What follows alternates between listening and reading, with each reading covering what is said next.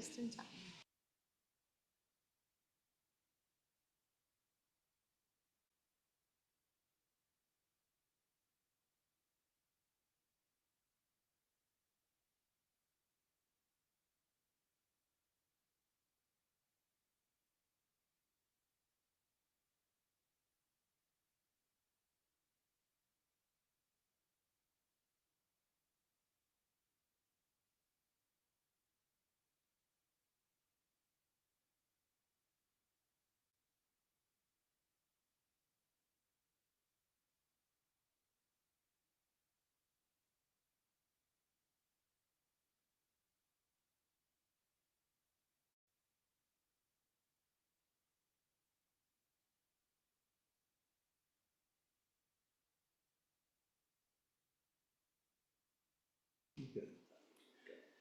You're up.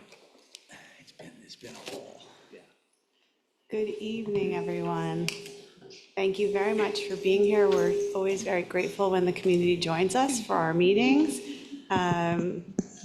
Tonight is Thursday, October 24th. Can I get a motion to come back into public session? Motion by Barbara, seconded by John.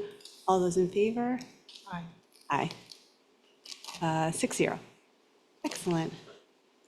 So welcome. We're very happy to have everyone here this evening. This evening we have a brief discussion about our LES Shady Lane Evaluation Committee charge. And so just to give you a sense of the order of events, we will hear a student trustee report, we will have our presentation, and then we'll have public comment. So it'll just be a few minutes before public comment, and then everyone can participate in that. But before we begin, we're going to start with the Pledge of Allegiance. To the flag of the United States of America, and to the republic for which it stands, one nation, under God, indivisible, with liberty and justice for all.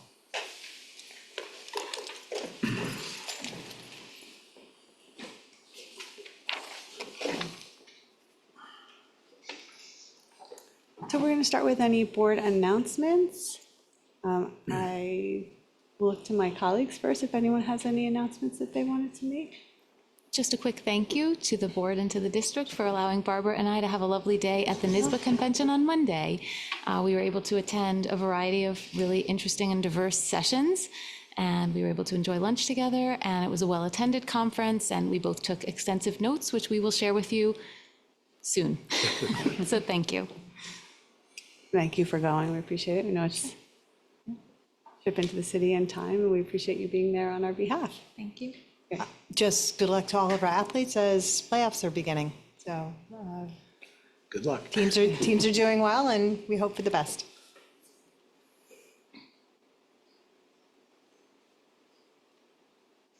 Excellent. So I think we're going to turn to item 7.01. So Ian, would you like to present your report? Sure. So as we round out our second month of school, it feels like we've barely been here for a week, but so much has already happened. We've welcomed new students and returning ones alike, coming together over homecoming, and are now gearing up for the rest of the year ahead of us. Though our homecoming game itself might not have gone the way we wanted it to, we more than made up for it with our performances from the dance team in Route 121, as long as all the spirit that we had in our student section. All schools have had their picture days, but if photos didn't come out how students or parents wanted them to, or if students weren't able to make it, we do have makeup day scheduled. Fire Prevention Week at the elementary schools happened the week of the 6th, in which students enjoyed visits from their local fire departments, where they were talked to about what to do in case of a fire, as well as getting used to seeing firefighters in their gear. A highlight for Meadow Pond's 5th graders specifically was being able to enter a smoke-filled room, non-hazardous of course, and crawling to the window and climbing out.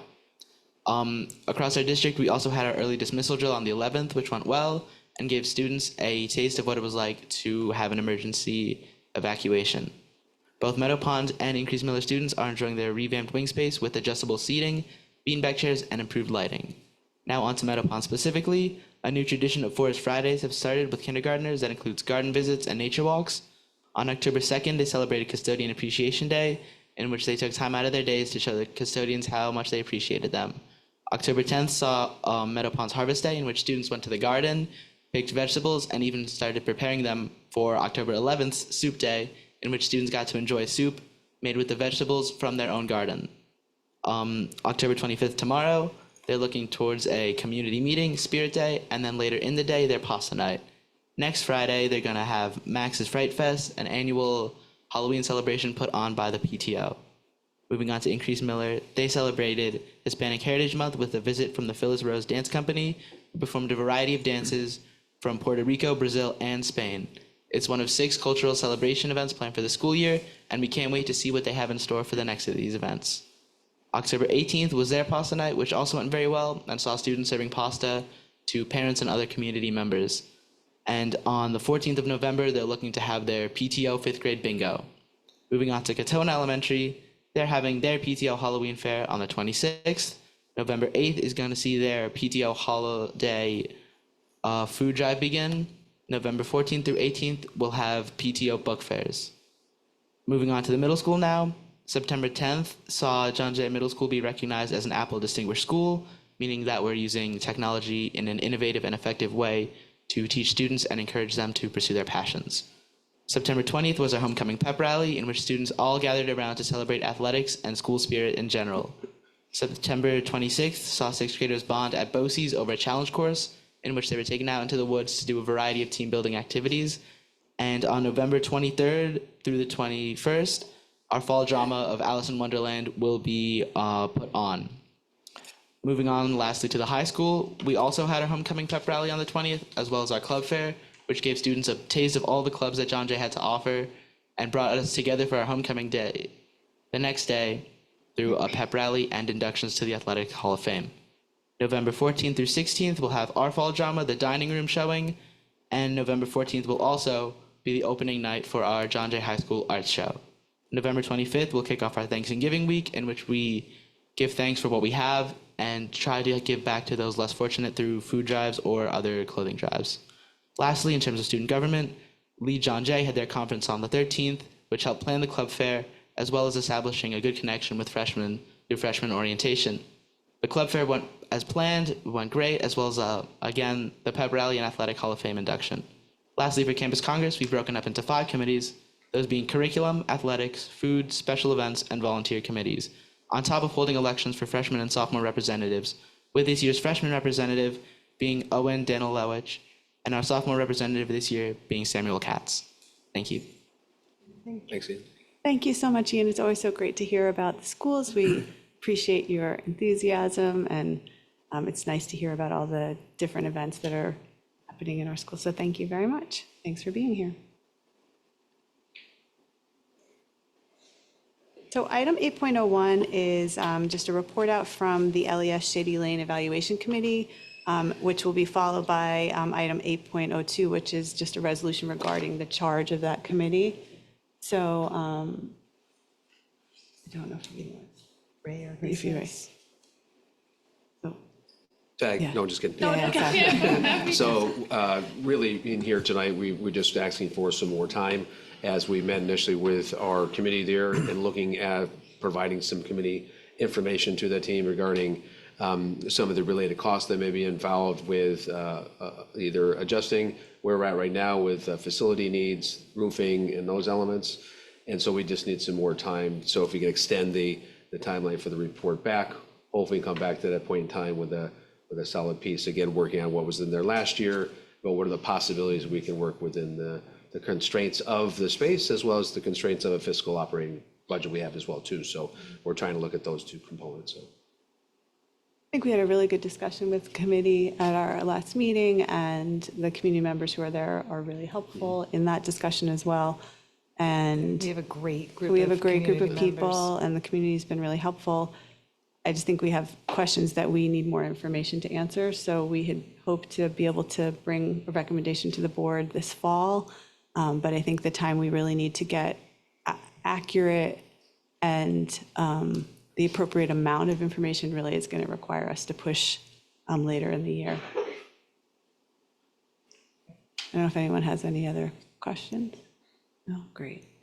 Okay, so resolution 8.02 is a recommendation that the committee extend our charge to April, and we'll report to the board in April of 2025. So if someone wants to make a motion to move, motion by Lorraine, seconded by Bill. All those in favor? 6-0. Excellent. Great. So for those of you here for public comment, you're lucky tonight. We had a short presentation, so we can get to public comment right away. We're at item 9.01. We have a lot of people here speaking tonight, which is terrific. There are 16 people currently signed up to speak. If you're here and wanted to speak and you didn't do so, there's an iPad as you enter the library on your left. Please make sure that you do sign up there so that we can keep track of who's speaking. We do ask that everyone speak for 3 minutes. Kim has a timer on her desk. There's some beeping that's going to happen for her to set it back, but it's a visual timer, so it will start out green when you have 30 seconds left. So at 2 minutes and 30 seconds, it will go to yellow, and then when 3 minutes are up, it will beep and also turn red. So you have both a visual and auditory notice that the 3 minutes are up. We do have some students speaking, so I would love to try to just be respectful of the 3 minutes because they have to get up for school tomorrow. So I want to make sure that we get through. Some of them are signed up towards the end of the list. And so I want to be respectful of them, making sure that they get adequate sleep for school tomorrow. And as is our practice, the board listens at public comment. We will have discussion at a subsequent meeting. Potentially, this evening we'll discuss what we heard at our last board meeting. So we won't be responding or having a back and forth, but we're here to listen and we're happy to hear your perspectives. I will try as hard as I can to pronounce everyone's names properly. I apologize in advance if I get it wrong. So our first speaker is Kate Schwerk. My name is Kate Schwerk. My pronouns are he, him, and I am a senior at John Jay. But most importantly, I am a trans man who went to Katona Elementary School. I didn't like it very much. I never could fit into any one group, and I felt like an outcast. There weren't any books that had trans or gay characters, and it certainly wasn't talked about in class, even during our sex talk in 5th grade. Mind you, sexuality and gender are not the same thing. I implore you to research more about this. 6th grade was when I had my first suicidal thought. I was confused, and I knew that I was different, but I didn't know how. In 7th grade, I got the vocabulary I needed. I experimented with names and pronouns, and I was already starting to feel happier. At the end of quarantine, I had it. My name is Cade, and I am a trans man. I didn't decide to be trans. I certainly didn't become trans because of a book I read in school. The Very Hungry Caterpillar didn't turn me into a caterpillar, and Anne of Green Gables didn't turn me into an orphan. I get that parents want their children to be safe. I get that parents are afraid of schools having difficult conversations with their kids. But let me ask you this. Why do you view this as a difficult conversation? I understand that if the child themselves is trans, and that may be difficult for the child and family to navigate, but is the mere existence and discussion of transgender people difficult? We are people made of the same compressed stardust and carbon, just like you. So why do you see us as difficult? Children have a sense of their gender at just the age of 3 or 4, according to the National Library of Medicine. Most children start elementary school at 4 or 5. Most children aren't confused by the topic of someone changing their gender. When I came out to my younger cousins, their response was, "Okay, want to color with me?" When my neighbor, a kindergartner at KES, asked if I was a boy or girl, I told him I was a boy. All he said was, "Okay, so do you have a girlfriend?" As a transgender person, I see the issue here being the fear the parents have of difference and divergence, not the confusion of the children. I'd like you all to look inside yourself and think, what about me makes you so fearful? What about my existence threatens you? And why is your worst nightmare your child turning out like me? Fear-mongering with the word transgender has real-world effects on my community. Incidents like these have rapidly increased around the country. You want to know what else has increased? Suicide rates for transgender youth. At least one transgender youth commits suicide every 45 seconds. That is 4 children by the time I am done with this speech. I can attest that this whole situation has made me feel isolated and shunned. I love this community. I volunteered at several community events. You want to save children? Well, I'm a child too. And you're not saving me by hiding who I am.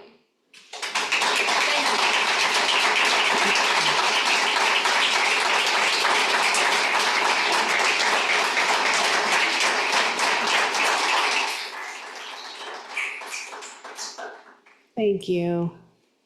Rachel Fusco?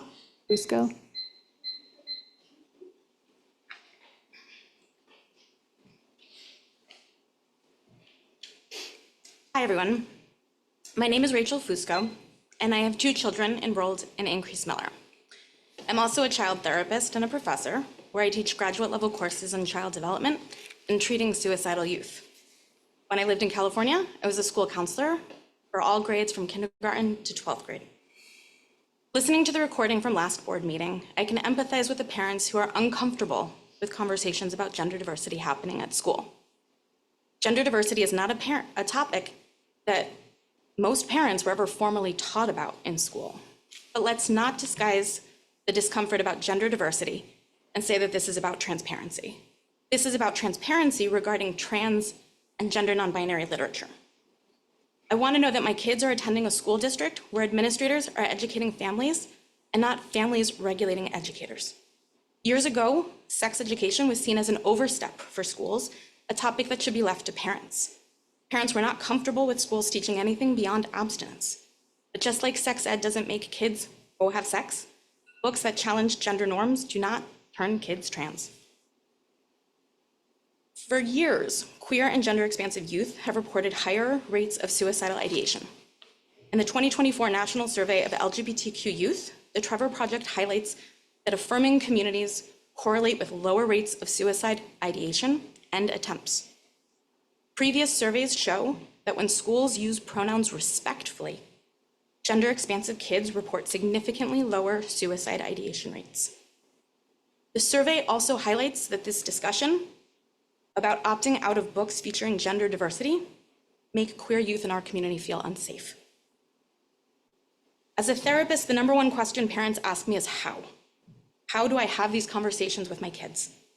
And that's where I see an opportunity and an obligation for the board to partner with parents. Just like the kindergarten family math events teach families how math is taught now, because it's different, I would love to see an SEL and DEI family events and workshops help parents opt in, help parents lean in so that we can build an affirming community. Just like the gender identity continuum is diverse, there are so many different books that can be read that normalize gender transitions. For families that are worried about confusing kids, remember that 5, 6, and 7 is a time of imagination. The Tooth Fairy doesn't confuse kids. Books about gender and gender crossing should not confuse kids either, and it won't if we don't expect that. Kids adapt to the rules we set for the world. Books don't confuse kids. Rigid beliefs confuse kids. I want books about boys, girls, and kiddos to be read to my kindergartner and to my 5th grader.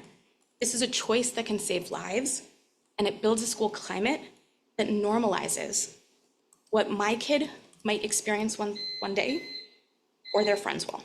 Thank you. Thank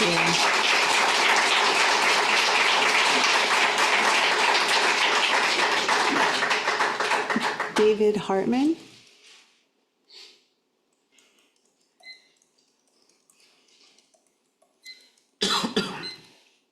Hi, everyone. Thank you so much for listening to us, for seeing us all. Really appreciate that. As a parent, as a resident of South Salem, parent of a 2nd grader and a kindergartner at Meadow Pond, I just want to say that I really applaud the teachers who include more diverse books in their curriculum, on their libraries, and I urge the board to support those teachers in that. In addition to being a parent, I'm also a veteran English teacher myself. I've taught for 12 years in Manhattan at a public school, middle school. I currently teach my 3rd year at a high school in Westchester as well. I know what it means to have the backing of a school board and an administration, and I worry about what happens when that backing disappears. especially when parents start to demand that they can review the curriculum that the teachers choose. It has a chilling effect. We know this. It has a chilling effect on teachers' willingness to tackle controversial topics in the classroom. We need to remember that teachers are professionals, that they've dedicated their lives to working with and for students, to nurturing students, to taking care of them. They know their craft. They know what they're doing. They know how to have difficult conversations with students to support them, to make sure that they have a better worldview, a more open worldview. They know how to tackle these, and they know how to do this without judgment in a way that can help them. As I see it, embracing and acknowledging the reality of LGBTQ+, transgendered individuals, other marginalized groups, that's just acknowledging the existence of people in the community, in the larger world.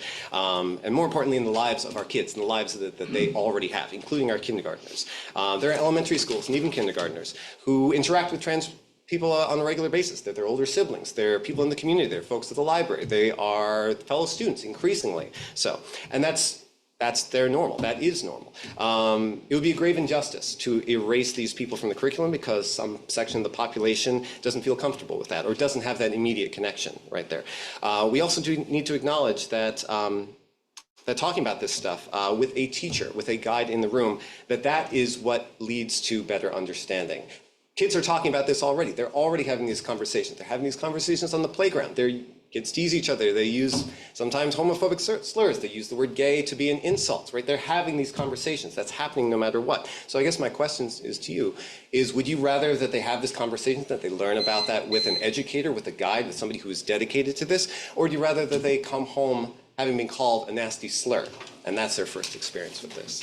As I said earlier, I had 2 kids in the district, and they love learning about different groups of people. They find it empowering. They learn about themselves in relation to other people in the larger world. And that for them is really, really impactful. When kids read books with different characters, they don't lose sight of who they are as a person. One last thing, English teachers, we talk about mirrors and windows. Mirrors are stories that allow us to see ourselves reflected in them, and windows are stories that remind us or let us know about people who are different than us. It's all about a combination. If we start to chip away at the mirrors side of things, we actually take away from our students' education, we take away from their ability to relate to other people in the larger world, and to be able to just understand their place in it. So for that reason, I urge you to continue to support those teachers, to trust our kids. Thank you.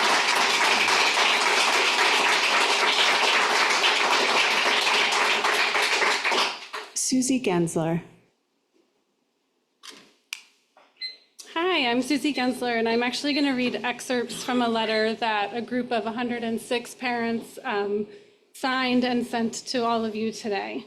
And I just want to make sure that it's on the record that these excerpts are shared with you. So we're a group of 106, and I keep getting emails to put them on the list up until this minute. Katona Lewisboro School District parents and community members writing to express our strong support for the district's diverse and inclusive elementary school curriculum that reflects the LGBTQ+ community. As parents and educators, we share a common goal to provide our children with an educational environment that promotes understanding, empathy, and respect for all individuals regardless of their backgrounds or identities.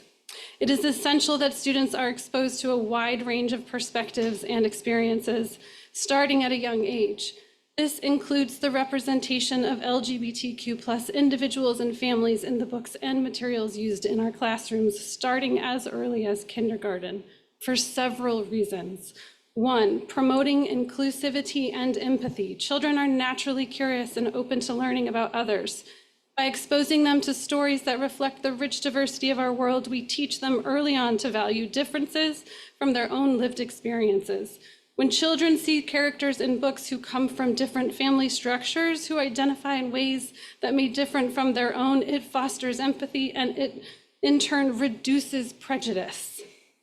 2, reflecting the real world. Many students come from families or communities where diversity is the norm. For some, having LGBTQ+ characters in books will reflect their own lived experiences or that of their peers. For others, it will introduce them to people they might not encounter in their immediate environment. 3, supporting mental and emotional well-being. Studies have shown that LGBTQ+ youth or those from LGBTQ+ families often feel isolated or misunderstood, particularly when they do not see themselves reflected in their surroundings. When classroom materials reflect a wide range of identities, it can be empowering and affirming for those children. Moreover, it can help prevent bullying and discrimination by promoting acceptance from an early age. Meeting educational standards is number 4. Including LGBTQ plus perspective aligns with broader goals of fostering equity and cultural competence within our education system. It is important to note that promoting inclusion does not mean promoting any specific lifestyle or belief system. Instead, it is about ensuring that all students feel seen, respected, and valued for who they are. In conclusion, we respectfully urge the Board of Education to continue supporting the inclusion of diverse perspectives, including LGBTQ plus representation in the age-appropriate books and educational materials provided in our classrooms, starting in kindergarten. Thank you.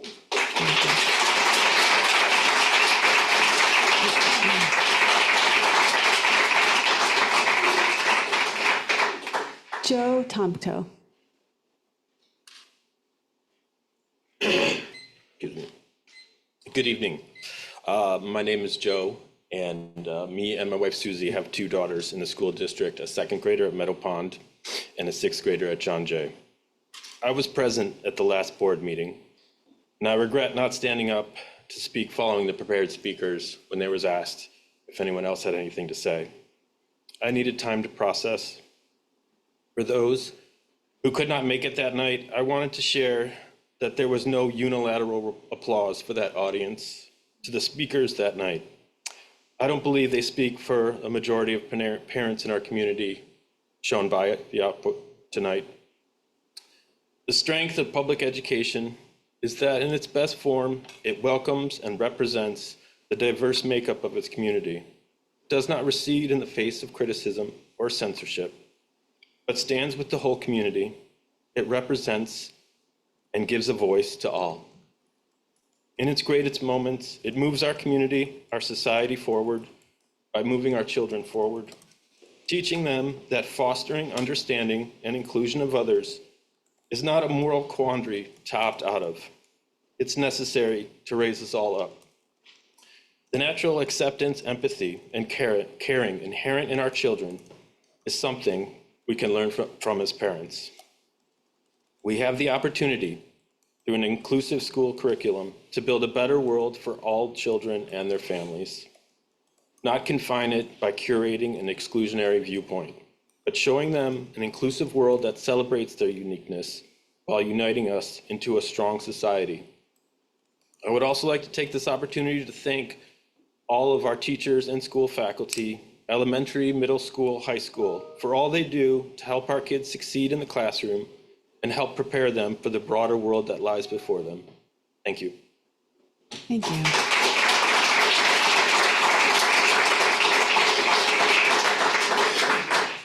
Angela Baguetta.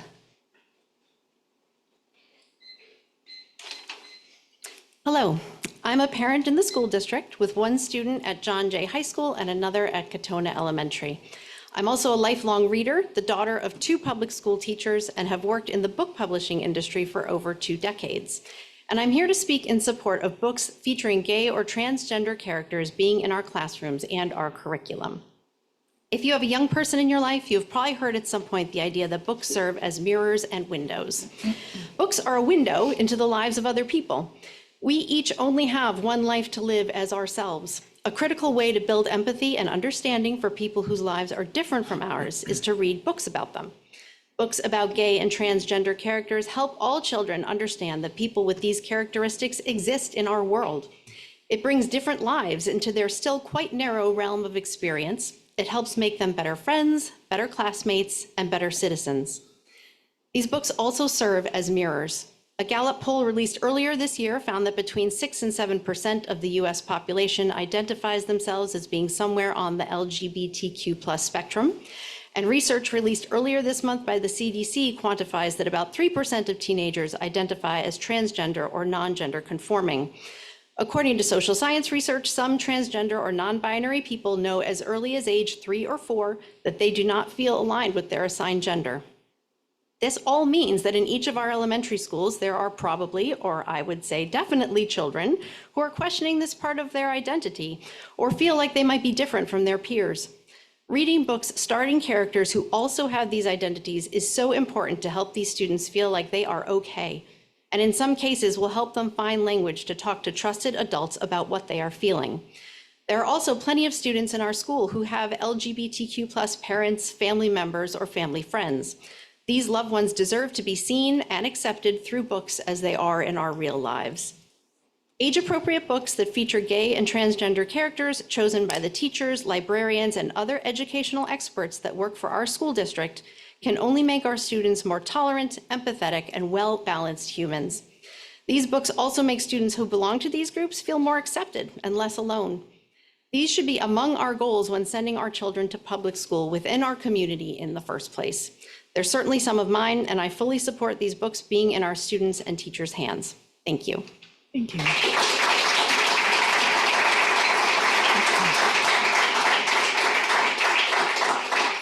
Michelle Pletka.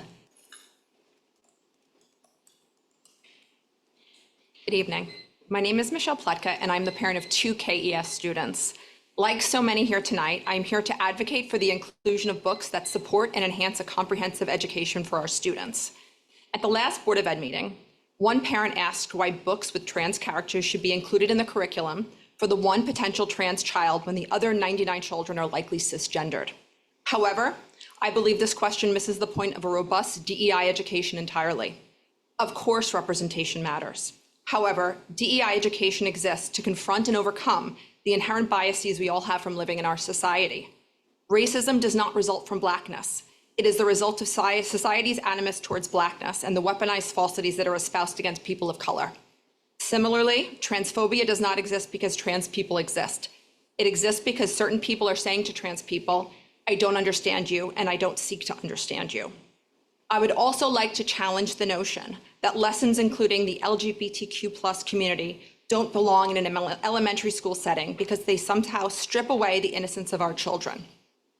None of this education has anything to do with sexuality or anatomy, but has everything to do with holding empathy within us as we meet people who walk a different path than our own.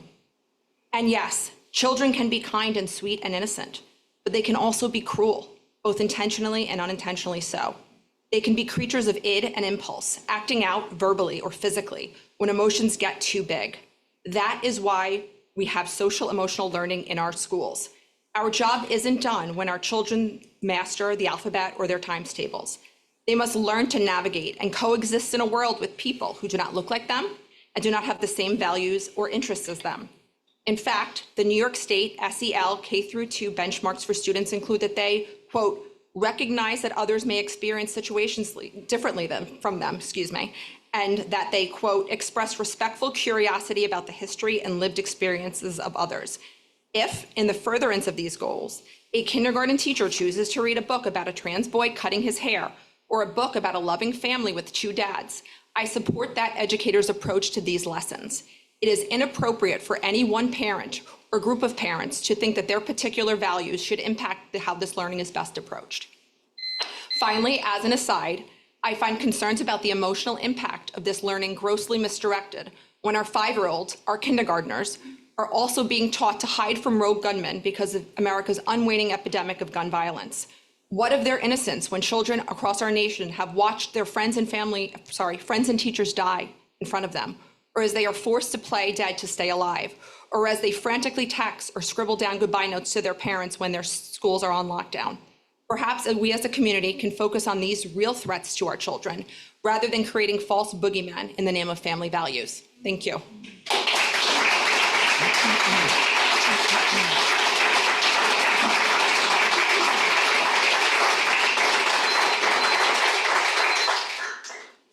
Thank you. Katie Case.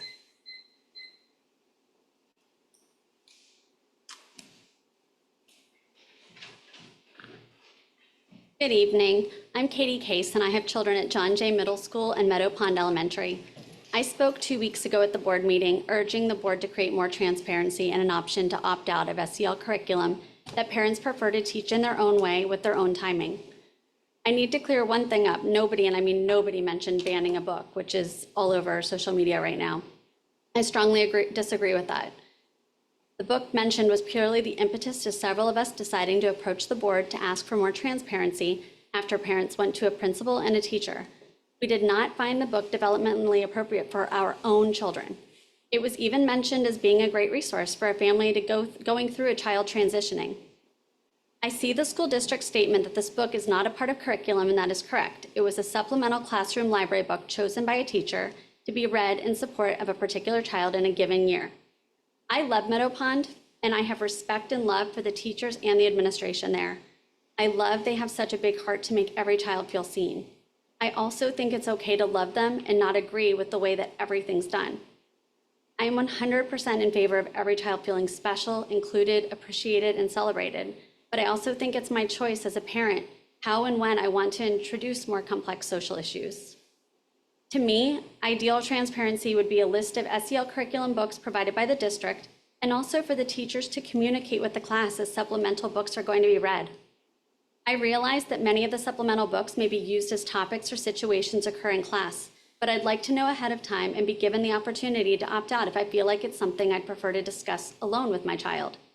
In my opinion, an example of an ideal conversation between a teacher and a parent would be, a child in our class has recently lost a grandparent, and we would like to read a book to help them feel loved through this difficult time. I'm attaching a list of resources in case you'd like to discuss this with your child.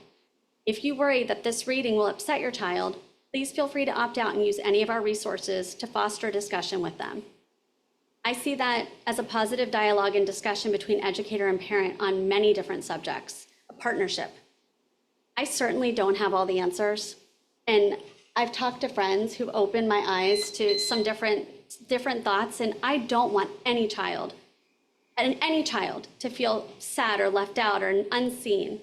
There has to be a way that we can sit down and discuss some solutions, because deep down we all want what's best for our children. There doesn't need to be a right or a wrong way of doing things or looking at things, merely a different way. How can we as adults ever hope to truly teach inclusiveness to our children until we are able to respectfully have conversations with those that have different ideas than our own?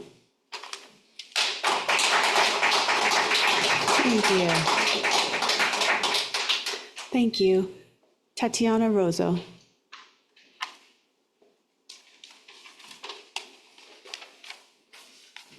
Good evening, everyone. I want to start by saying that I'm not a politician, nor do I believe in politics in a small town like ours. My goal here is not to divide our community through labeling, sensationalism, or misinformation. Unfortunately, I have seen too much of this in our local social media in recent days. For context, I have 3 children in KLSD. People saying I'm not, but I do. 1 in elementary, middle, and 1 in high school. I have attended the last board meeting, and I'm here again today to ask for transparency regarding our curriculum. I have encountered instances where the district has not been transparent, leading to sensitive conversations with my children that I believe it should be handled at home. While our district promotes inclusivity, I often find that focus is on topics affecting only a portion of our children. My hope is for my children to learn to accept, tolerate, and be kind to all people. None of us have a perfect formula for parenting, but we all strive to instill these values daily without need for labels. I respect the right for parents who believe it is right to engage their children in discussions about gender identity in a school at a young age. I respect that, but I also believe in my right to opt out and make decisions I feel are best for my kids. It's crucial that we create an environment where differing views can coexist without judgment.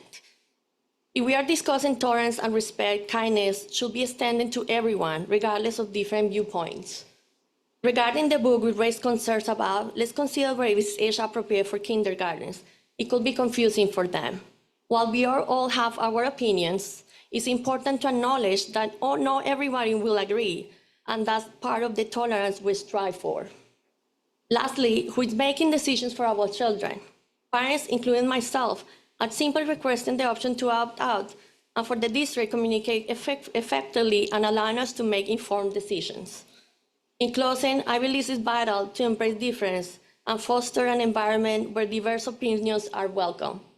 The divisions we see in our society often stem from inability to accept different viewpoints. I sincerely hope our children can break down these barriers and create a future filled with acceptance and understanding.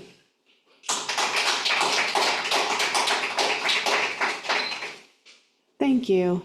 Yulia Devukaj.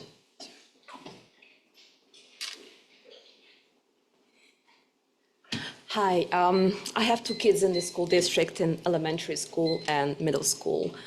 I'm here to speak about bullying that few of the parents who spoke at the last board meeting encountered.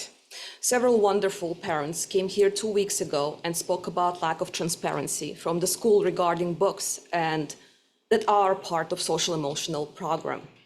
They didn't speak against DEI or those programs in general. Those parents then were bullied on social media by our ex-school board member who flipped the topic of transparency into book banning and censorship and many times attacked our parents in comments calling them Moms for Liberty radical group. It's unacceptable. We all have different opinions about books, but that is not the point. The point is that parent has a right to make choice for their own family with regards to their religion, culture, or parenting style. We all deserve to be informed about materials used so we can opt our children out, not decide for the whole district, not to ban books, not to change the curriculum, just opt our own children from the materials we consider inappropriate. And the issue doesn't just concern religious or conservative parents. My family is none of that, but we would be alarmed if religious books would be brought up or politics discussed at the elementary school.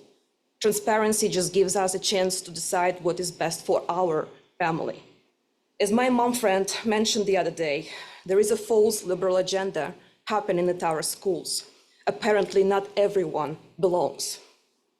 And I could not agree more after witnessing the attacks on parents who spoke out by the very person who was elected to represent them. Thank you. Thank you. Karen Poffenberger.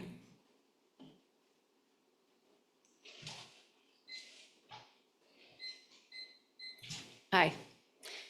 When those who have the power to name and socially construct reality choose not to see or hear you, when someone with the authority of a teacher, say, describes the world and you're not in it, there is a moment of psychic disequilibrium, as if you looked in the mirror and saw nothing. It takes some strength of soul, not just individual strength, but collective understanding to resist this void, this non-being into which you are thrust, and to stand up demanding to be seen and to be heard. A quote that resonates with me from feminist writer and poet Adrienne Rich. Classrooms our children inhabit are microcosms of the world we live in. They're filled with students who identify in a variety of ways. Such diversity enriches the learning environment and creates exposure to a range of perspectives. When this happens, we know that children develop critical thinking skills and a deeper understanding and awareness of the world around them. This is vital for the success of our students as we prepare them for a world that is increasingly interconnected and diverse.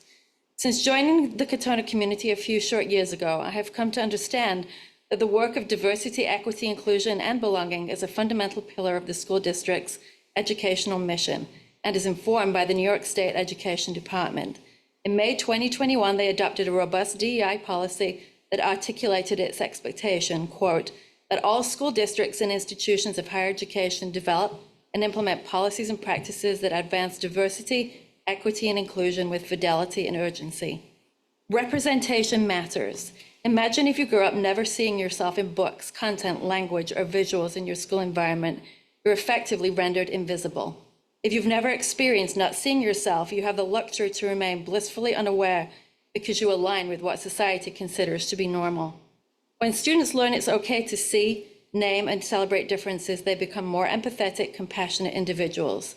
To embed inclusive values and practices into the very fabric of our schools is to create an educational environment that not only reflects the richness of our world, but also empowers every student to reach their full potential. I commend the KLSD schools for keeping the work of DEIB as central to their identity. If books about a transgender boy, age appropriate for pre-K through third grade, and books about a same-sex marriage, also age appropriate for pre-K through third grade, are not read until the older grades for fear of upsetting those closely aligned with the norm, I pose these questions. Is KLSD actively seeking to create communities of belonging? Or is belonging simply a more palatable word for those who find work of DEI to cause discomfort? For how long do those who live outside the norm have to remain invisible? How much damage will have been caused to their sense of self by the time the schools decide it's safe enough for folks in the margins to see themselves reflected back in their school community? Thank you.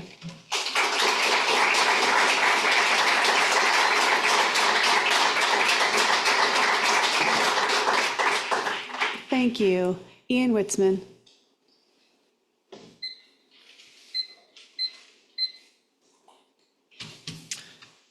Hi, my name is Ian Witzman. My husband and I have 2 children at Katona Elementary. I want to start off by commending Meadow Pond Principal Ashlyn Field for encouraging the curation of a diverse collection of literature and supporting her staff to have informed discussions with students. I also want to commend the teacher that wanted to read when Aiden became a brother in their classroom. They should serve as a model for all KLSD teachers and administrators. When I moved here 3 years ago, I never thought debates about books in our schools would come to our district. Mandating book lists of any kind is not transparency, as those on the other side like to call it. It's censorship. As author Mallory Blackman said, reading is an exercise in empathy, an exercise in walking in someone else's shoes for a while. For our elementary students, books are one way to provide visibility beyond our very small, homogeneous community. Visibility is not promotion. If so, wouldn't reading about Christmas be considered promoting Christmas? Or anything for that matter? We read about many different religions, cultures, foreign lands, ideologies, and history. We don't agree with all we read, but that does not mean we remove those parts. Should reading about Nazi Germany be removed? The difference between reading about Nazi Germany and same-sex families or transgender children is that LGBTQ visibility is vital for the mental health of the human members of that community. Not having representation through books, culture, and policies is directly harmful to the to the system. To the community. It's not promotion of a belief system. It's a basic human right. If one chooses to opt out of having their children learn about the LGBTQ+ experience, I would ask those people to consider: 1, would you want someone to tell you that all literature about Christians and Jesus should be removed from a library? And 2, if your own children end up being part of the LGBTQ+ community, wouldn't you want to provide your own child with all the possible proven support for them as they grow? You may believe it can wait until middle or high school, but that is simply false. Research shows that children begin to show implicit bias as early as 5 to 7 years old. Diverse perspectives in our books are critical, but they are also the bare minimum we could be doing as a district. DEI work needs to be intentional and proactively infused into the fabric of the curriculum and the school environment in KLSD. I ask you to double down on the resources and support for our teachers, administrators, and families so that we are consistently cultivating moments that open the minds and unite our children.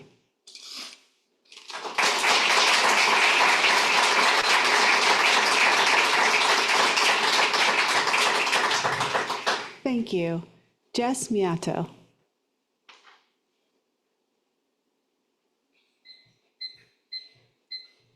Hi, how are you? And you said my last name right. So thank you. I'm Jess Miato. I'm a parent of a 4th grader at KES. I'm also a therapist, a mom, I said mom, wife, daughter. And I have friends and clients and loved ones who are trans, who are various parts of the LGBTQ community. And the idea that we would pull anybody out of our books just doesn't make a lot of sense to me. Gender is already in the books. You have relationships, all types of relationships. Usually, you have a husband and a wife in how many books in the library? I think to pick and select which families people get to see just doesn't make a lot of sense. We're in a public school, we're in a community with all different kinds of people. So why are some represented and not others? And I think it matters not just for the students who may one day identify to be part of the LGBTQ community, but it's really for all of our kids. I mean, I think about when I was growing up as a kid, how often gay was used as a slur, and I'm sad to know that it still is frequently. but it was a way to control boys' behavior. You know, you're not supposed to feel, you're not supposed to cry, you're not supposed to be kind. Luckily, there's a lot of social emotional learning now that I think is encouraging boys to be kind. And I think there's a lot more room for, you know, how boys can express themselves, their identities. But for me, I want to see all kinds of people reflected in these books for my son so that he can develop the empathy and he can also learn who he is and he can connect to the parts of himself that make him human and not have the experience of, well, I can't feel or I can't express because that's not what boys are allowed to do here. I think the more books we have, the more representations of how we can be human, the better for all of our kids, not just for the kids who really need to see themselves represented. Thank you. Thank you.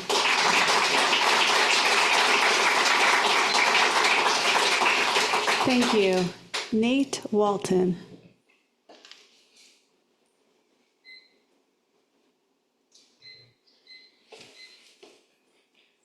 Hi, my name's Nate. I've got a daughter at Increase Miller, and we have a son there next year, too. I'm here to advocate strongly for the district's DEI programs and SEL programs. I'm somebody with pretty severe ADHD, so I know what it feels like to feel out of place at school. I wish that feeling on no one. But I've seen with my own eyes, and the science shows, that DEI and SEL helps kids feel included. The reason I'm here is last board meeting, there were a lot of concerned noises about books that teach kids how to feel at home in the world. People were asking for SEL reading lists and just to be in the know, and that happened again tonight. And I want to be really clear that I think that this is part of a national pattern, and I think we have to recognize that national pattern tonight. It's very reasonable and well-meaning in the beginning, but it does not stay that way. They claim that they're not going to want to ban books, but that is where this goes. We're not going to say it tonight. They're not going to say it tonight, but if we give them some leeway, they will say it in a month. So how do we know about banning books? It's because all these concerned noises are straight from some very literal talking points. You can Google them.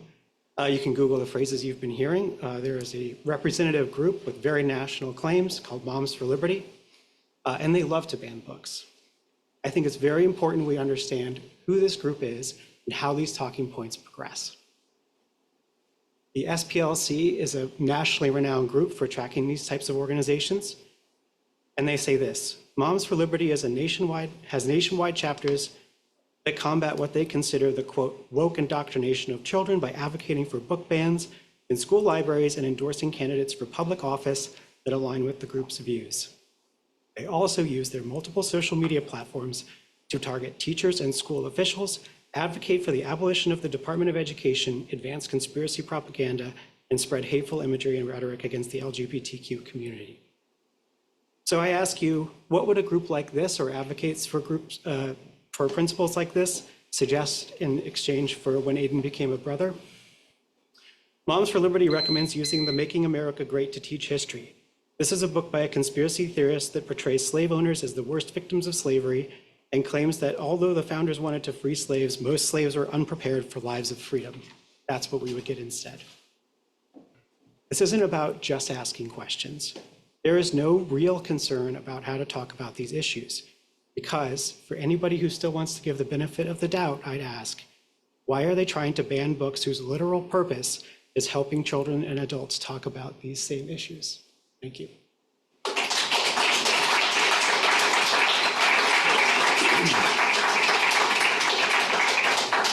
Thank you. Sophia Chang.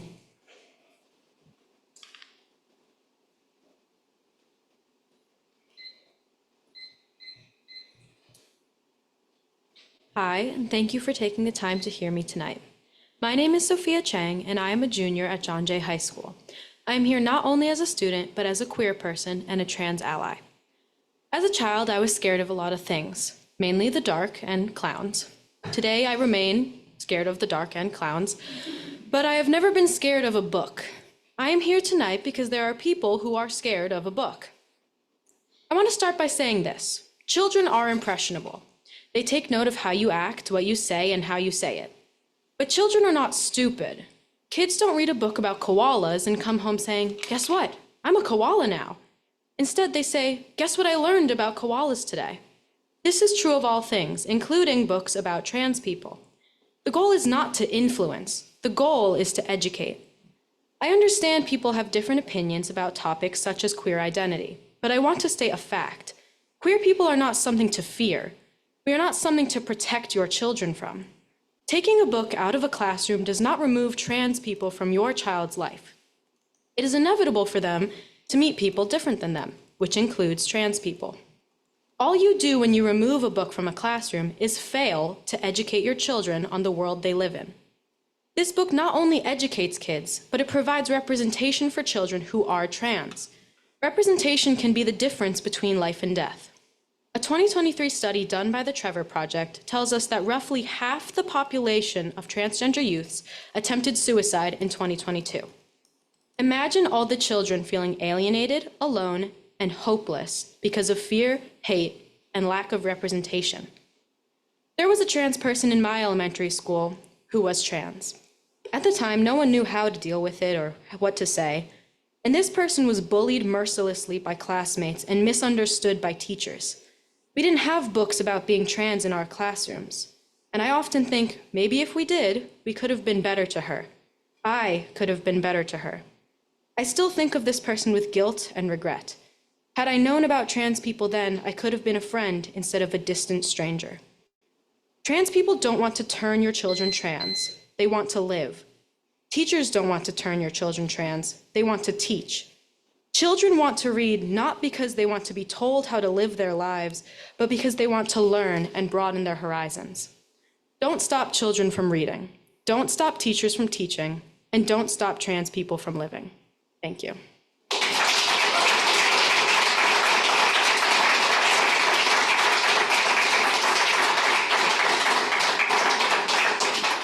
Thank you. Vito Secchiano.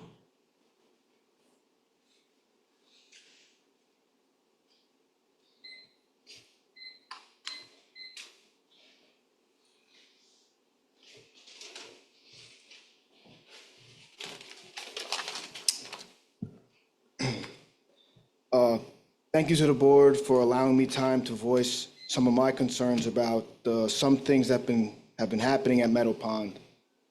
Like many other parents, I've been extremely concerned about the types of books being read and discussed, specifically the ones sexual in nature. It has been going on for some time now, and over the years, I and many other parents have voiced our displeasure about this and have been told very politely, too bad.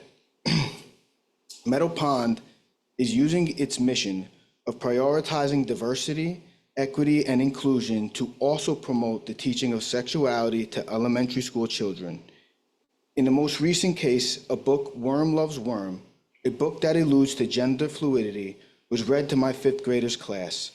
Now, to be clear, I completely support the school fostering a sense of belonging for all students and teaching them to accept all types of people, but in an age-appropriate manner.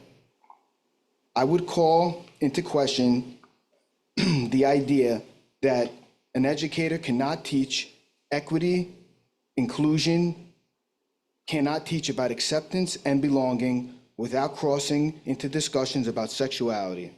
It's absolutely possible because we do it in our home every day. In the end, it's not my intention to persuade the school or this board to change their opinions about what is appropriate. It is my right to demand that I, as a parent, decide when and how to discuss these matters with my children. I have requested, along with many other parents who are not here tonight, to be notified in advance of these types of lessons so we can choose to have these discussions with our children or have them excluded from such discussions in class. These requests have been ignored and they've been marginalized. There is legal precedence to support our request.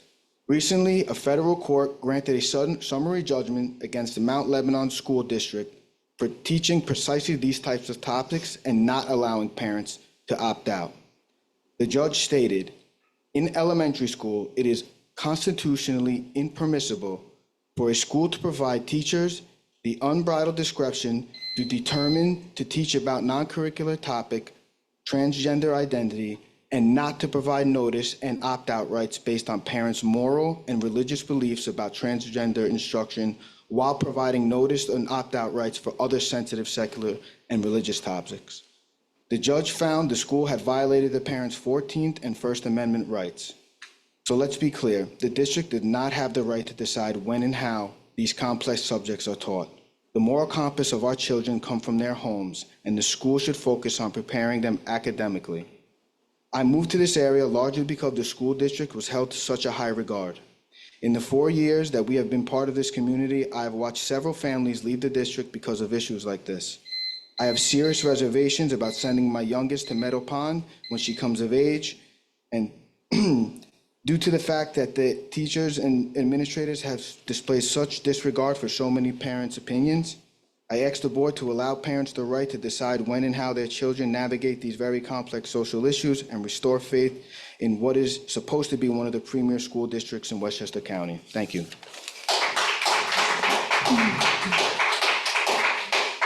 Thank you. Glenn DeFaber.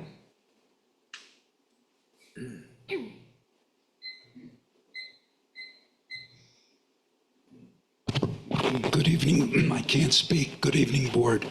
I was here last week, and I was one of those people that was vilified on social media by a former colleague of yours and a failed politician. To assume that anybody discussed banning books is a lie, and it's a pattern of a political agenda to hit hot button words. Ban books, burn books. Where does it go after that? Nobody is looking to take any book out of the classroom. The only thing people are asking for are parents to decide what a kindergartner could read. I have 4 grandchildren, one in kindergarten, one in third grade, 4th grade, and 6th grade. I had 4 children that went here, 1 taught here. I have 2 sisters who are teachers. So this disinformation that we're trying to ban anything and then tying it with some group that I've never heard of is outrageous and it's disgusting. Let's deal with the matter at hand. Nobody asked to ban books, just ask for parents to decide. You know, you keep hearing my body, my choice.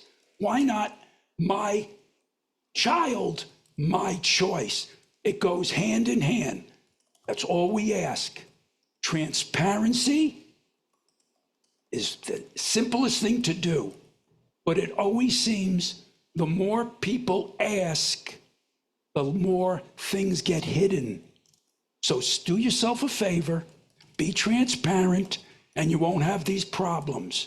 And I want to thank Dr. Blanche for stating that this book will not be read, but if it is to be read, just tell the parents when it's read. It's that simple. Have a good evening. Thank you. Jessica Perillo.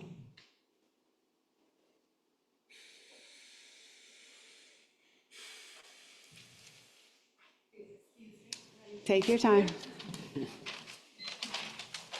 Hello, my wonderful neighborhood that I grew to love for over 8 years.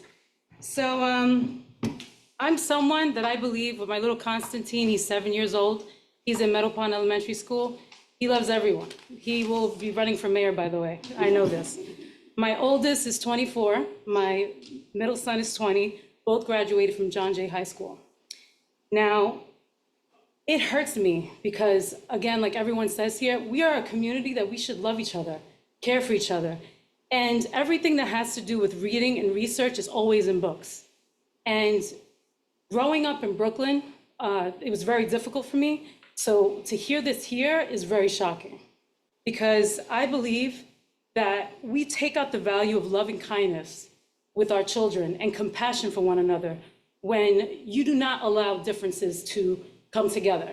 Now, everyone here, promoting the books and everything, to me, for me to choose for my children to read something should be something that everyone should feel the same to do for their children. Because if I would like them to understand where they come from and they read it from a book, it would be so painful for them because it's not their home. It starts from us. The love and compassion and kindness that we are missing in all of these discussions is shocking to me. It's like as if this book is going to open our eyes. It's something that leads towards something, but again, just like in religion, everyone, it's open to your own perspective, your own perception. And to me, the loving kindness that's lacking in that directive is what's making this discussion so like needs to be heard. Now, my son loves hugging everyone. I have to stop that. I have to constantly remind him. He's told in school, do not hug everyone. But that's his love, that's his way of expressing his kindness to one another. Children, they talk about them bullying. My oldest was bullied. I mean, living here was very difficult for us in the beginning. He didn't go to anyone else in school because he was told that's what happens. But when he came home, I said, you wanna know something? Let's go, let's talk to the child. Let's go and see what's going on with him. That child had a difficult time with someone else and saw my son quiet and thought he could do it to him. But the thing is, my son, instead of going to anyone in school, because he didn't have anyone to come to, that is the most important part. The book is not going to instill anything in the child. It's that love and compassion as a community that we have to continue celebrating.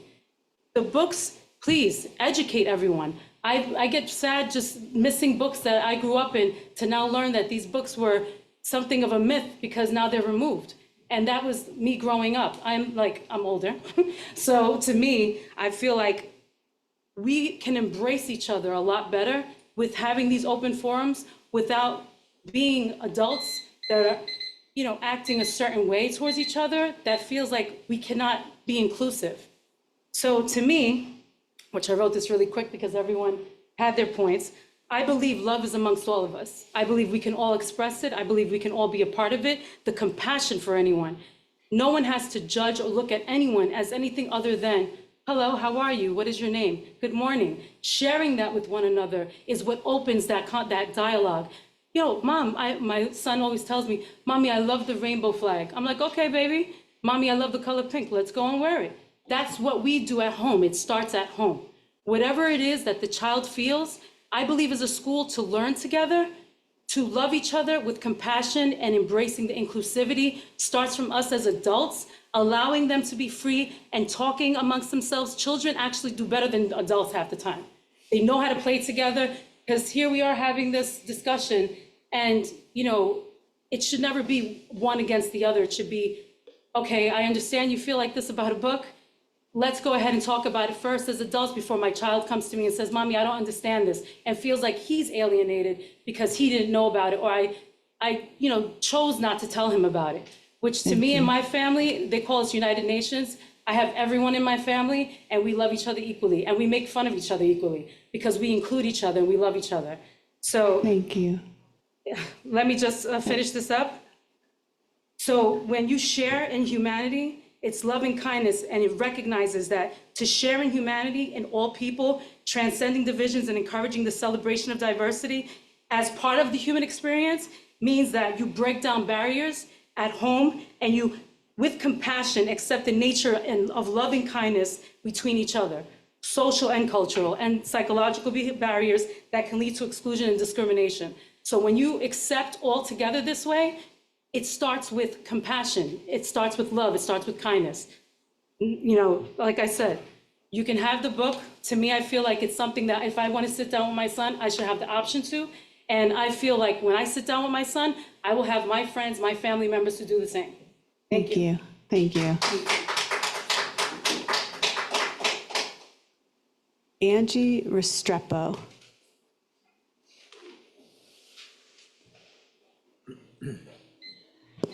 Good evening, everyone. I just typed this really quickly, and it's really mostly a response to some of the parents that spoke today, providing their perspectives. So I'm here as a mom to a kindergartner and a fourth grader at Increase Miller. I'm a Catholic, Hispanic, cisgender woman who happens to work in corporate America and who spends the majority of her time trying to fix the biases adults in the workplace struggle with every day because of the lack of diversity education they grew up with. As I listen to parents' requests to opt out of literature that might not align directly with their beliefs or might not be developmentally appropriate for a 5-year-old, I am horrified at the thought that someone will still need to do my job 30 years from now. Let's think about this in a tactical way. How many school days can a child miss in a school year? I believe the board is better suited to answer this question, but my research says it's about 25 days.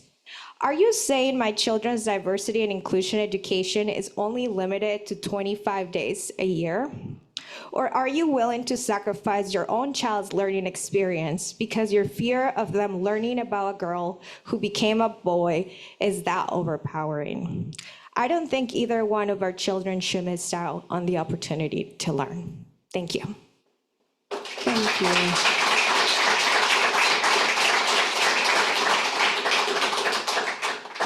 I don't have anyone else on the list who had signed up to speak, but certainly if you didn't have a chance to sign up, you can. And if not, I'll close the public session. Would you like to speak? Sure, if you can just introduce yourself since I'm not able to read your name. Yeah, yeah, okay, yeah. Hi. Hello, my name is Jocelyn Lichten. I'm a parent of 3 in the district, and I'm a licensed clinical psychologist. I run a child and adult group practice in Manhattan. And I do, along with reviewing the data, I have the vantage point to observe anecdotally the significant improvement in mental health and prognosis for LGBTQ children whose schools are proactively affirming. I'd like to dispel the myth that teaching about LGBTQ issues will produce LGBTQ children. First of all, what in the world is wrong with being an LGBTQ child? Surely nobody in this room would tell anybody who has spoken today, would tell an LGBTQ child in our district that there is anything wrong with them. Moreover, we know that the data shows that teaching about gender makes children more comfortable expressing themselves in whatever way they identify, but it does not cause them to question their gender identity. Weaving gender acceptance into our children's education protects the mental health of those needing protection. That includes the children of those of us who are embracing this work, as well as those of us who are more reticent about it. We also know that unless we begin these discussions early, and I do mean kindergarten, we miss the developmental window of children's construction of themselves and others, and thereby a critical opportunity to develop empathy for individuals who may present differently from themselves. I would like most of all to thank the teachers who have courageously taken it upon themselves to to be the front runners in this district by risking the criticism in order to protect and encourage and grow all of our children into happy, healthy, and responsible citizens of this world. Thank you, and we support you. To the board, I politely but strongly implore you to take it upon yourselves to take a stance to back our teachers, and more importantly, to insist on this education. As the New York State guidelines dictate, I would like to reference a report from the Attorney General in August of 2023 that specified the need for this. Finally, I would like to encourage those parents who are concerned to absolutely have their own conversations with their own children. Just as I plan as a Jewish person to provide my own narrative and education around the Holocaust at the time that it's taught to our children as they move through the system, those parents with religious or political opinions about these topics should absolutely feel free to have those conversations. Thank you. Thank you.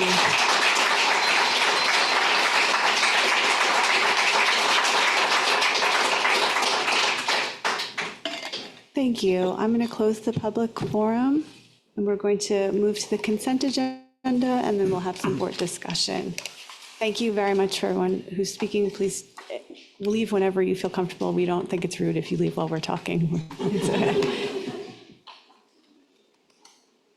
I don't believe we have anything to pull out of the consent agenda. So would someone like to move it? Moved by Barbara, seconded by Lorraine. All those in favor? Aye. 6-0. Great.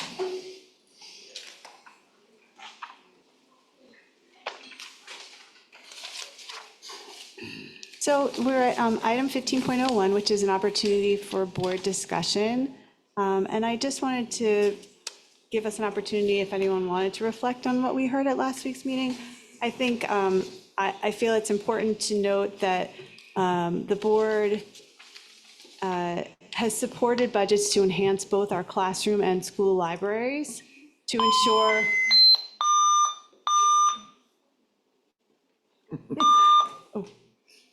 sorry. Somebody needs a new laptop, it sounds like. Blue screen. Yeah, that's not good. Oh dear.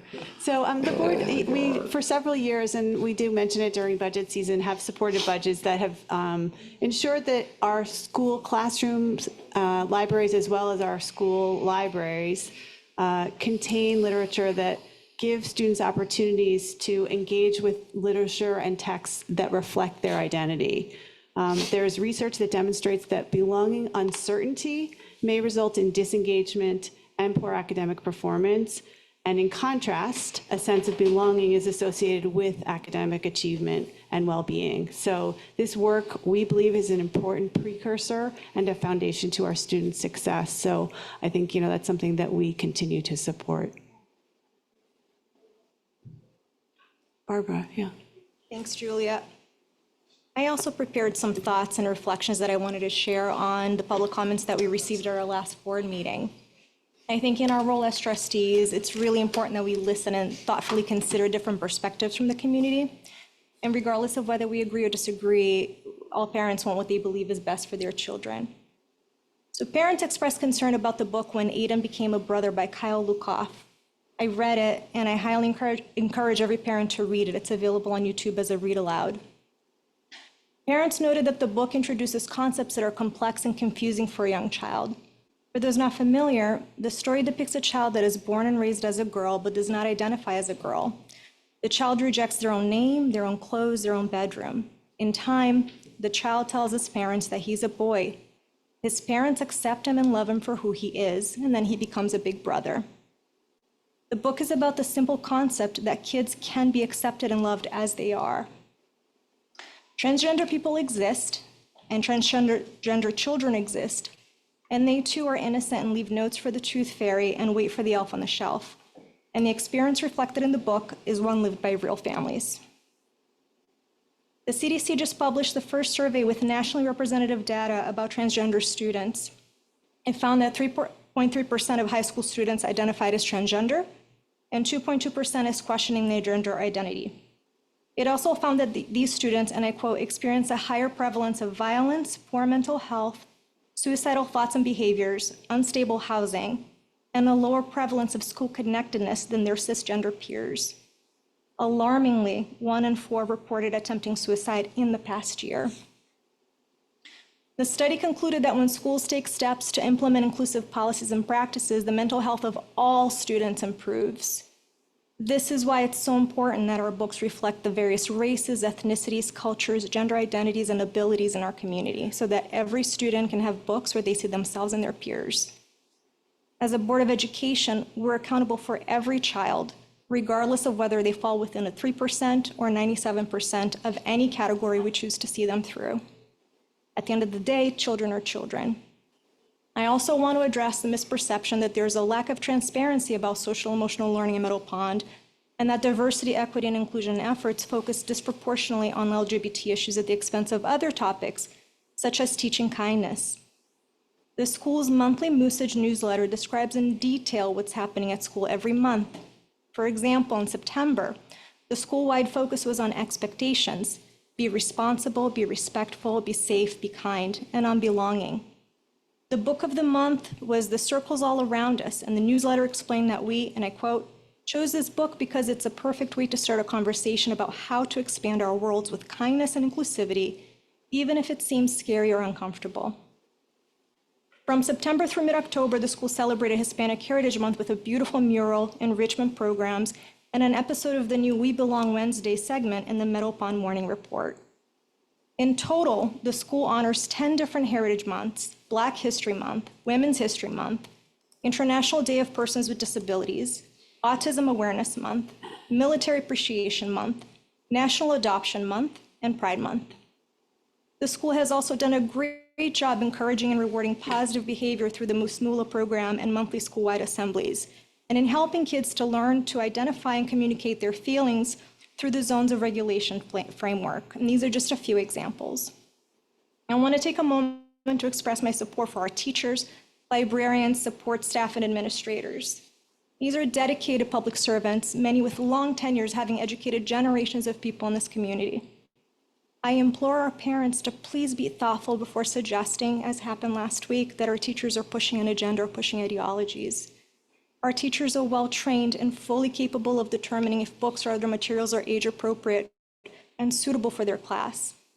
I worry that if these sentiments persist, teachers might begin to self-censor to avoid altercations with parents, and worse, that it might affect our ability to continue to hire and retain excellent staff. In our community, families come in many shapes and with various racial, ethnic, cultural, and religious backgrounds, and everyone is welcome at KLSD. Parents have and will always play a primary role in raising their children and sharing their family's values and beliefs. And those conversations are likely different from home to home, and that's okay. But we cannot reject books that represent trans children because we, as a public school system, welcome, accept, and support all children. It's my sincere hope that, as adults, we too can find common ground in our shared humanity and take a page from Meadow Pond's September Book of the Month, The Circles All Around Us. The circles represent our relationships from our family to friends and the broader community. And the book says, and I quote, "There are still so many outside the circle who are different in all they do. Though it feels slightly uncomfortable, we draw a bigger circle for them too. It doesn't mean the circle is easy. It can get harder the more we share, but wonderful things can happen when love is known and felt everywhere."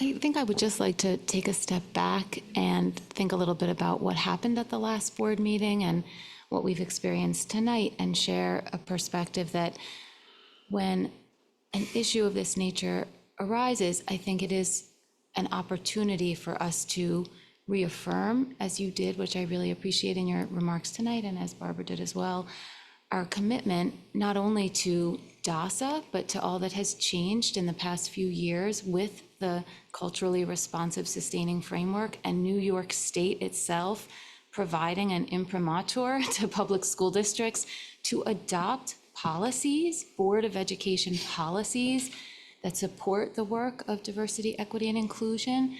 So I think it's an opportunity to remind our community and to remind our students that we are proud of our policy, which was adopted in 2022, and to ask ourselves whether, has anything changed, right? I think there's a sense in our community, what has changed? And I'm uncertain that anything has changed a lot has changed since 2022, don't get me wrong, but I'm uncertain that anything has changed with respect to what has been happening in our school district in the past, let's say, year to 18 months, and what has just happened in the past couple of weeks. And I think it's safe to say we have new leadership in our school district, right?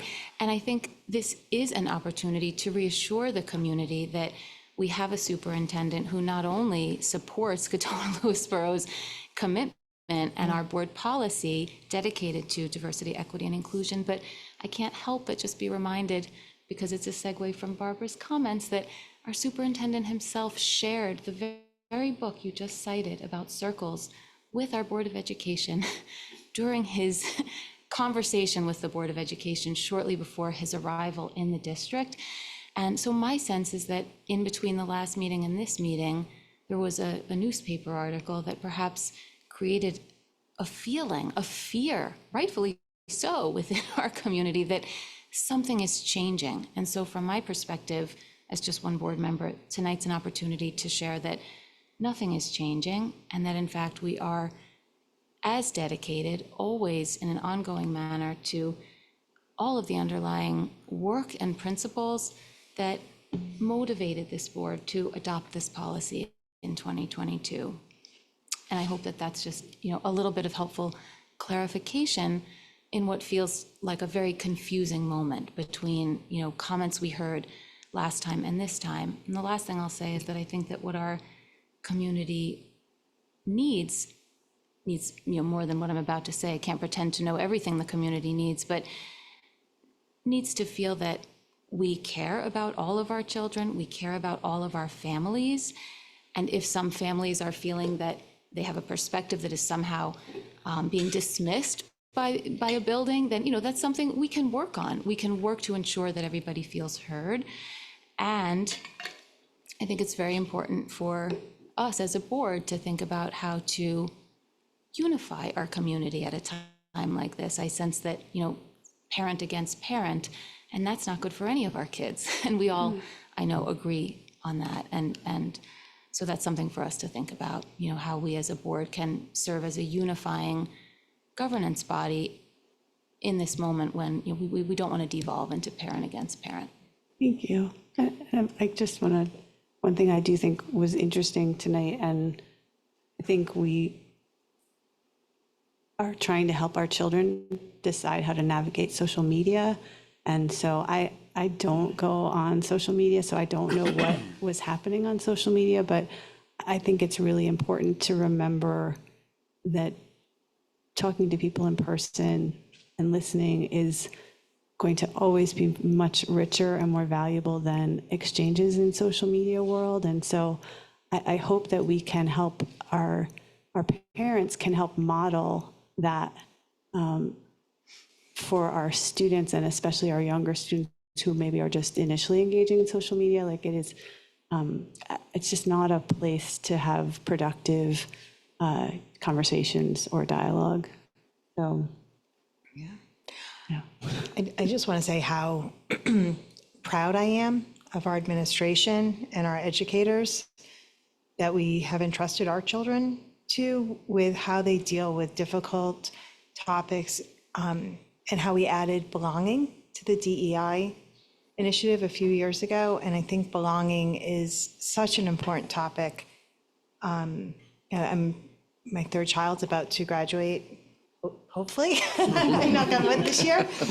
And I think there have been many adults in this district that have helped them navigate many different difficult topics and discussions. And I think my children are definitely more empathetic towards their classmates than I saw when I was growing up. So I think the district is in the right place, and our educators are really helping our children. And I just want to applaud them for everything that they deal with on a daily basis. I think, we're very fortunate to have some great educators here working with our kids. Great, thank you. I want to talk about making sure that the words we use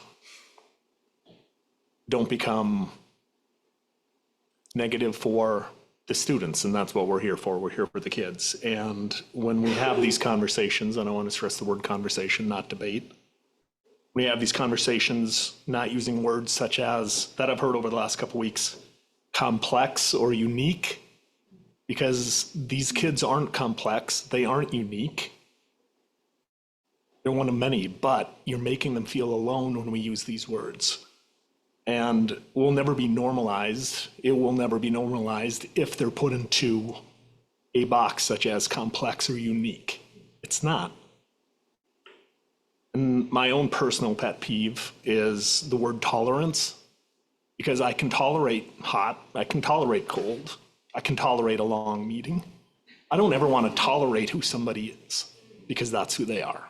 So I just want to make sure as these dialogues continue that we're very conscious of the words we use to make this normalized as it should be. Thank you.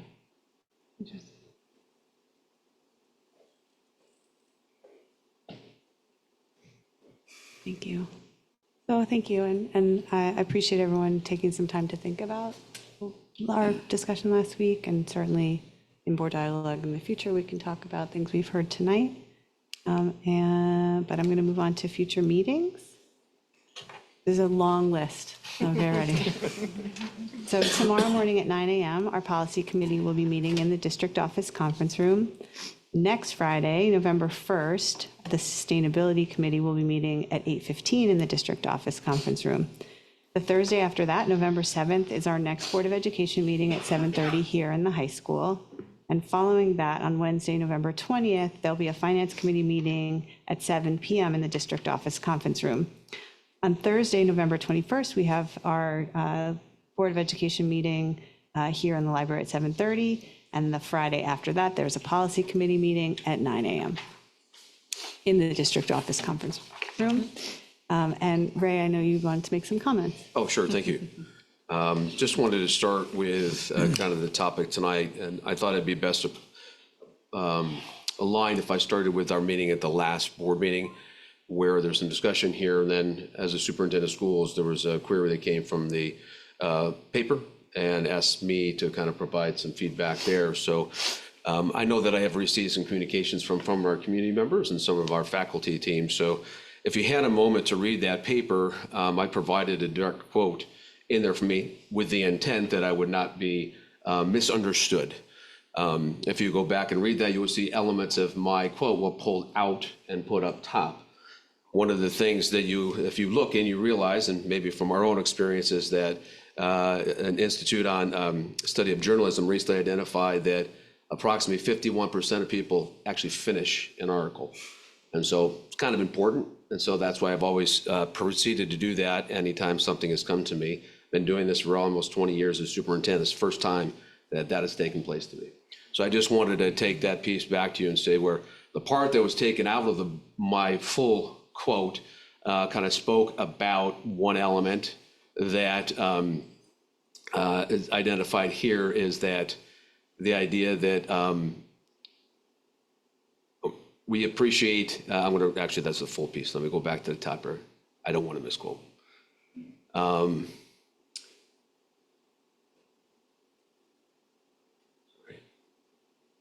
So Blanche said in the statement, there is not and never was a plan to read the book as part of an elementary school unit. He called the book age appropriate for students in pre-K through second grade.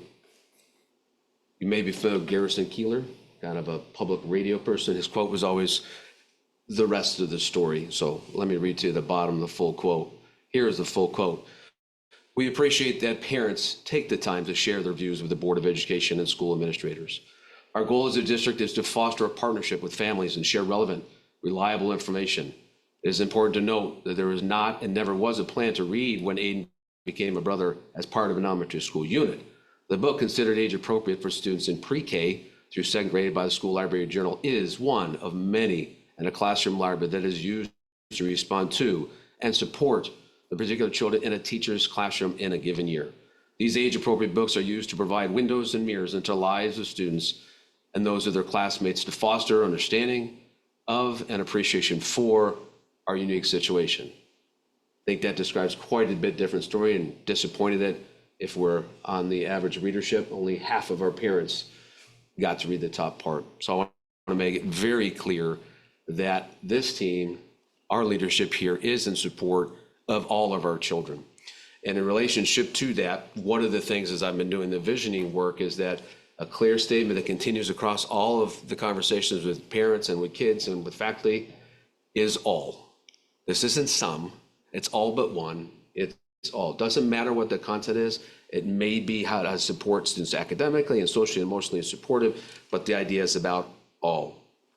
And so when we think about our faculty, we've heard that many times tonight, I absolutely we entrust and empower our faculty to make those determinations to how to best support all children that are in front of them every single day. We have an extremely veteran and powerful staff. This board described before, we have provided those resources to those teachers so they can make those decisions. Those are the people that are on every day, every morning greeting our children. And so just in closing with that kind of conversation at all means all. And part of belongingness that you spoke about is that the number one thing is, do you see me? Do you see me? I see you. And every kid matters in this school district, everyone. And we will make sure that we will never back off of that. Thank you, Board. Thank you. All right, and with that, would someone like to make a motion to adjourn? Motion by John, seconded by Barbara. All those in favor? Aye. 6-0. Thank you.